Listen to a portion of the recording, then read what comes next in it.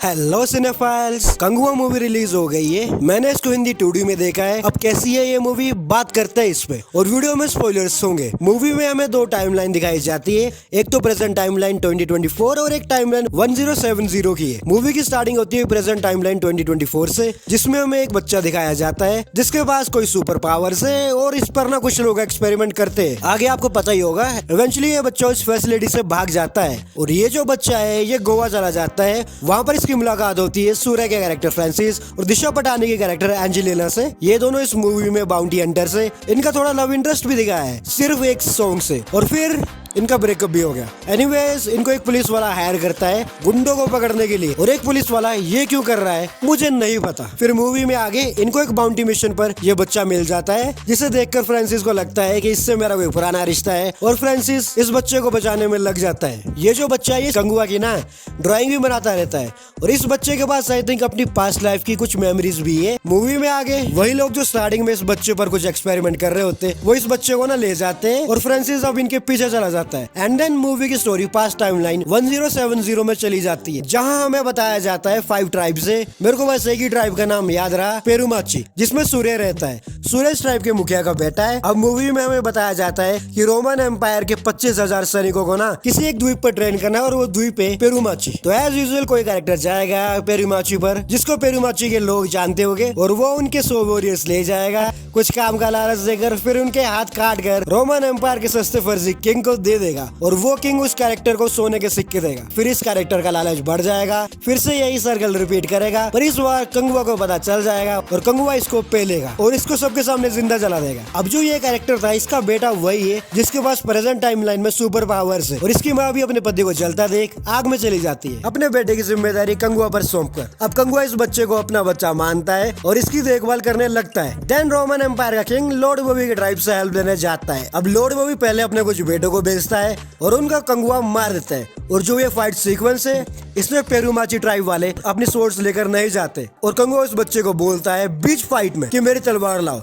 और ये बच्चा ना तलवार लेकर भी आता है और कंगुआ को तलवार से मार देता है। ऑब्वियसली कंगुआ बच जाता है यहाँ पर। फिर वो बच्चे की वजह भागता है। अब जो पेरुमाची ट्राइब के लोग हैं इस बच्चे को मारना चाहते हैं, बोलते हैं जैसा बाप वैसा बेटा, मार दो इसको। पर कंगुआ बोलता है मैंने इसकी माँ को वचन दिया है। फिर कंगुआ के पिताजी इस बच्चे को काले जंगल में भेजने का ऑर्डर देते हैं, तो कंगुआ भी बोलता है मैं भी जाऊंगा इसके साथ। अब यहाँ पर एक पॉइंट है कि 3 दिन में युद्ध होने वाला है, और युद्ध की प्रिपरेशन का क्या, और दूसरा साले इस बच्चे को पकड़ो किसी पिंजरे में बंद कर दो, जब युद्ध खत्म होगा तब डिसाइड कर लेना क्या करना है इसके साथ। अभी मेन फोकस युद्ध पर रखो यार, मगर ना ये सब करना है मुखिया को। और कंगुआ इस बच्चे को बोलता है जब युद्ध खत्म होगा तब तो मेरे को मार दियो, अभी मैं युद्ध करना चाहूंगा। ठीक है सर। इसके बाद होना क्या था, कंगुआ और ये बच्चा काले जंगल में चले जाते हैं, फिर क्रोकोडाइल से फाइट करते हैं, उसको मार देते हैं। सीजी अच्छा था क्रोकोडाइल का। इसी बीच बॉबी देओल का कैरेक्टर अपने बच्चों की मौत से पगला गया है और रोमन एम्पायर के किंग को भी मार देता है। अब इसका आई थिंक एक और बेटा होता है जिसको पेरुमाची ट्राइब की लड़कियां रस्सी से बांध कर और फिर खींचकर इसके टुकड़े टुकड़े कर देते हैं। और इसके बाद मुखिया जी और लॉर्ड बॉबी के कैरेक्टर सेम प्लेस पर होते हैं। बेसिकली इस प्लेस को आप एक कोर्ट से रिजेंबल कर लो, जहाँ इन 5 ट्राइब के रूल्स और रेगुलेशंस को मॉनिटर किया जाता है जज टाइप कैरेक्टर के सामने। अब मुखिया जी बोलते हैं लड़कियों पर हमला करना अनएथिकल है, और लड़कियों ने सेल्फ डिफेंस में लॉर्ड बॉबी के बेटे को मारा। देखो युद्ध होने में बहुत कम टाइम बचा है, तो मुखिया जी को युद्ध की तैयारी करनी चाहिए, मगर वो छोड़कर ये सब कर रहे हैं। कंगुआ भी बच्चे के साथ काले जंगल में है, तो मुखिया को इस टाइम पर ज्यादा फोकस करना चाहिए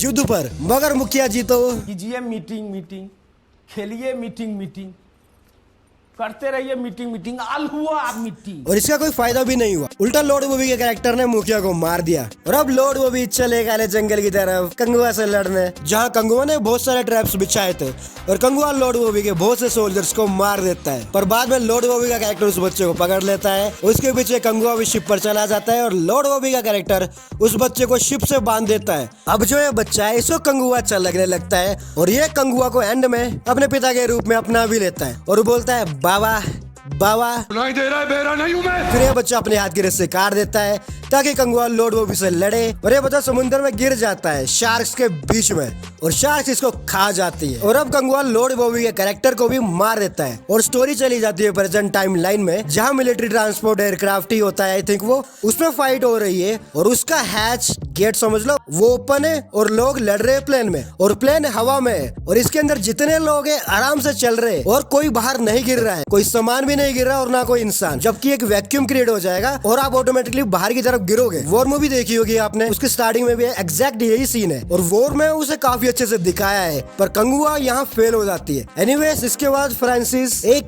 कंगुआ इस बच्चे को इस लाइफ में बचा लेता है और अब मूवी फिर से चली जाती है 1070 टाइम लाइन में, जहाँ हमें लॉर्ड ओवी का एक और बेटा दिखाया जाता है जो कि नाजायज होता है एक दासी से, जिसे लॉर्ड ओवी का कैरेक्टर इतना नहीं मानता, पर उनकी मौत के बाद वो वापस आ जाता है ताकि वो थ्रोन पर बैठ सके। पर ये भाई साहब भी जब तक कंगुआ को ना मार दे तब तक थ्रोन पर नहीं बैठेंगे। अभी तक आपने गेस कर ही लिया होगा इस कैरेक्टर को कौन से एक्टर प्ले कर रहे हैं, कार्ती। अब हमें कंगुआ का पार्ट 2 भी मिलेगा देखने को और एंड में हमें दिखाया जाता है ये बच्चा चार्ल्स एक्जेवियर बन गया है, ये 11 बोल लो आप या फिर रहने दो। तो ये थी कंगुआ की ओवरऑल स्टोरी। आपको मेरी बातों से लग रहा होगा स्टोरी बहुत अच्छी है, नहीं है मेरे भाई। पुनर्जन्म का कॉन्सेप्ट मगधीरा मूवी में भी था, उस मूवी का ट्रीटमेंट और इस मूवी का ट्रीटमेंट में काफी फर्क है। कंगुआ मूवी में अगर प्रेजेंट टाइमलाइन भी ना दिखाते तो कोई फर्क नहीं पड़ता, बस मेकर्स ने पार्ट 2 के लिए प्रेजेंट टाइमलाइन को दिखाया और इसी वजह से मूवी की लेंथ आप फील करोगे। और लॉर्ड बॉबी का कैरेक्टर एकदम वेस्ट कर दिया है मूवी में, लिटरली यार कुछ भी कर रहा है वो। पहली बार बेटे मरे, उसके बाद फिर एक बेटे को भेज दिया, बस लोगों को बिना मतलब के मारने से एक अच्छा विलन नहीं बनता, समझाओ मेकर्स को कोई। और इनकी डबिंग के साथ क्या इशू था, इनकी वॉइस और लिप्स सिंक ही नहीं थे आपस में और इनकी वॉइस अजीब सी लग रही थी सुनने में, एआई से तो नहीं करवा दी डब। और पूरी मूवी में सारे कैरेक्टर चिल्ला चिल्ला के बात क्यों कर रहे थे यार,